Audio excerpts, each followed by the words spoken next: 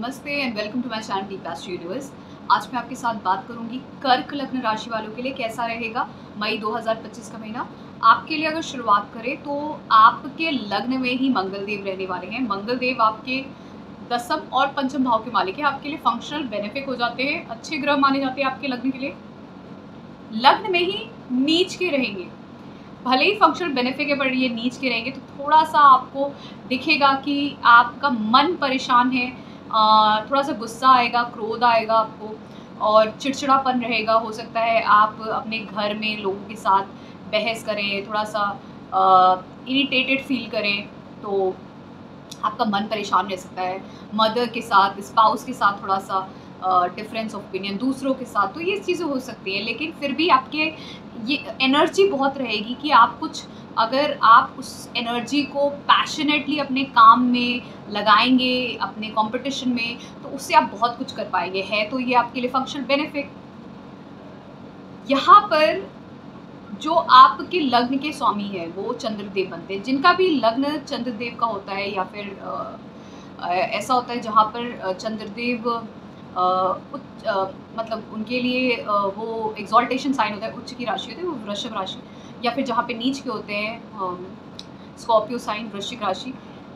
इन लोगों के लिए कहीं ना कहीं इनकी लाइफ में जो इनका मन है ना बहुत जल्दी डिस्टर्ब होता है। अब जैसे वृश्चिक वालों का बहुत जल्दी डिस्टर्ब होता है, वृषभ वालों का जो मन होता है ना इतनी इजीली नहीं डिस्टर्ब होता है क्योंकि ये यहाँ पे एग्जॉल्ट होते हैं। पर जब डिस्टर्ब होता है इसीलिए इनको स्टेबल माना जाता है। बहुत ही काम होते हैं, जैसे गाय होती है ना, बैल होता है, काम है, पड़ा है तो पड़ा है, लेकिन जब मेहनत करता है तो मेहनत करता है। और उसको जब गुस्सा दिलाओगे तभी उसको गुस्सा आएगा, ऐसे वो ऐसे ही कुछ भी करो कुछ उसको नहीं फर्क पड़ता है।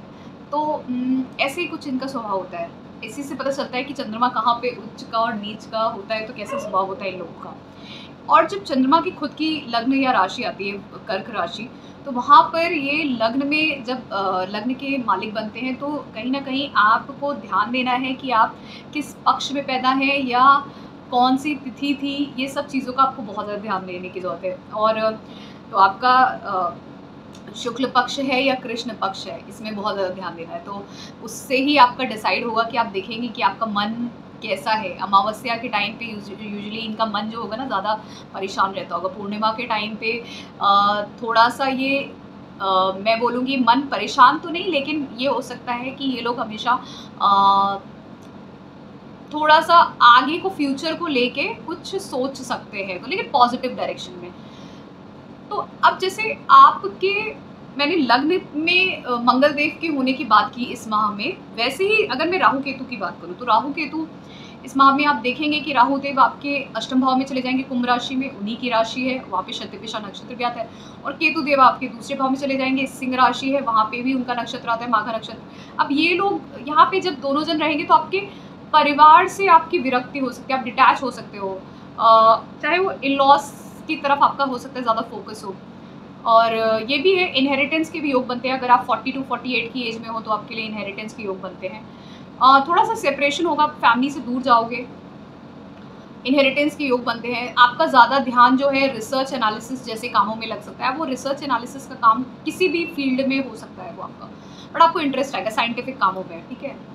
दूसरी चीज़, आप अपनी वाणी पे ध्यान रखिएगा, दांतों का और आँखों का ख्याल रखिएगा। केतु देव दूसरे भाव में, दांत का, आँख का ख्याल रखिएगा, कुछ हो सकता है उससे जुड़ा हुआ कोई प्रॉब्लम आपको, हेल्थ इशू। फिर केतु देव दूसरे भाव में तो धन का व्यय होना ये भी दिखाता है। और ऊपर से राहु देव अष्टम भाव में रहते हुए 12वें भाव को, चौथे भाव को देख रहे हैं, तो घर से तो आप दूर जाओगे या फैमिली या होम लाइफ ट्रांसफॉर्म करे, कोई इंफ्रास्ट्रक्चर चेंज करा सकते हैं, रेनोवेशन जैसा घर में या कुछ ऐसा रियल एस्टेट प्रॉपर्टी जैसा।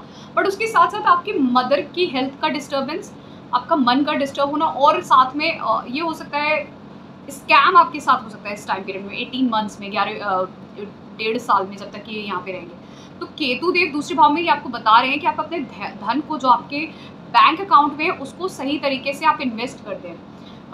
या तो आप FD, म्यूचुअल फंड, इंश्योरेंस जो करवाना चाहते हैं वैसे करवा दें, क्योंकि यहाँ पे आपके साथ स्कैम होने के चांसेस बहुत मतलब बनेंगे कि किसी तरीके से आपका पैसा व्यय हो गया, ठीक है। तो आपको उसको बचाने की कोशिश करनी है।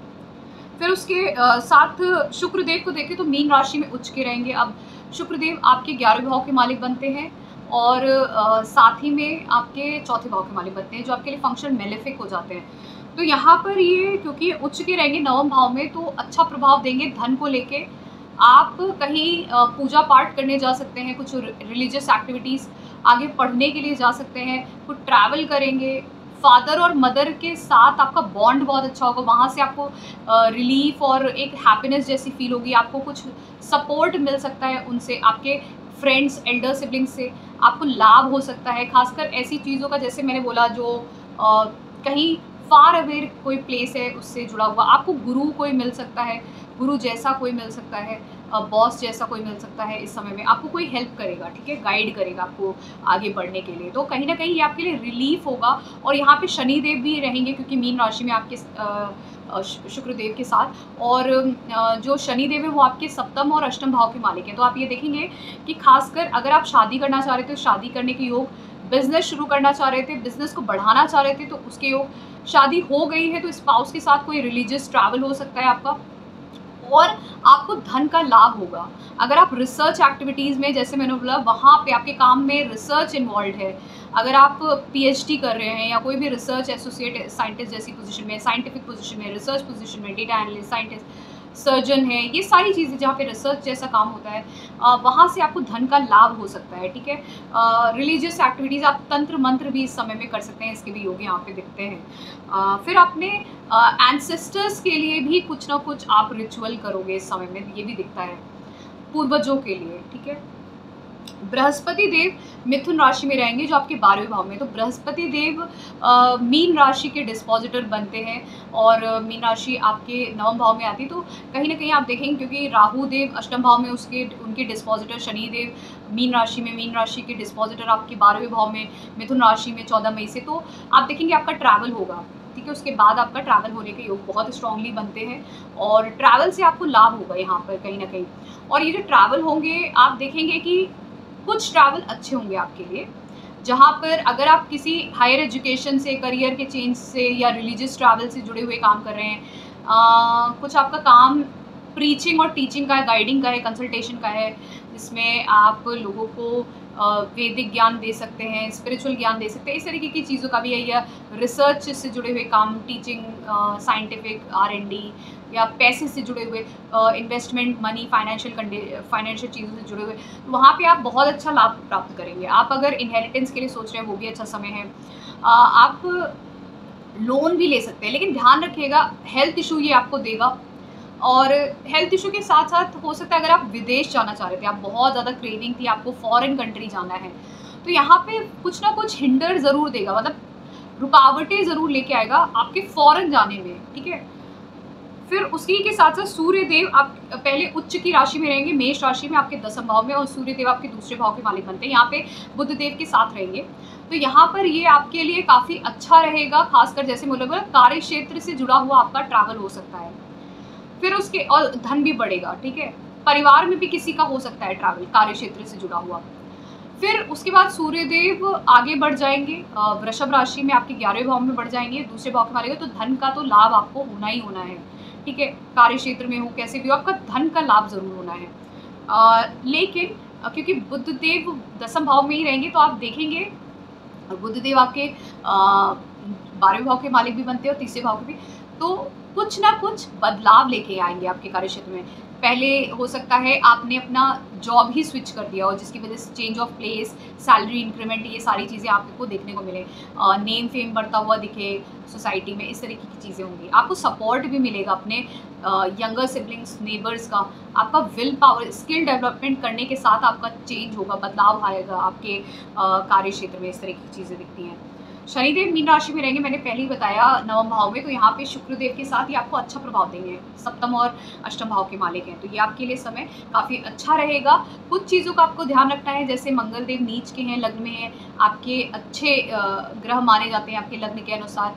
फिर उसके साथ साथ बृहस्पति देव क्योंकि 12वें भाव में रहेंगे, तो थोड़ा नींद पे ध्यान रखिएगा, व्यय बहुत होगा आपका, एक्सपेंडिचर्स बहुत होंगे, और अपनी स्लीप पे ध्यान दीजिएगा, क्योंकि आपकी हो सकता है कभी कभार आपको साउंड स्लीप ना आए इसके चक्कर में, बट आपको बहुत सारे ऐसे ड्रीम्स आया करेंगे जहाँ पे आपको फ्यूचर का इंडिकेशन हो जाएगा, और आपको बहुत सारे ऐसे ड्रीम्स आएंगे जहाँ पे आप फ्यूचर के बारे में कुछ भी जो होने वाला है, पर्टिकुलरली जो पॉजिटिव नेगेटिव जैसा भी, वो सारी चीज़ें आपको पहले से उसका आभास हो जाएगा इस समय में, उस 1 साल में, जब तक कि बृहस्पति देव 12वें भाव में।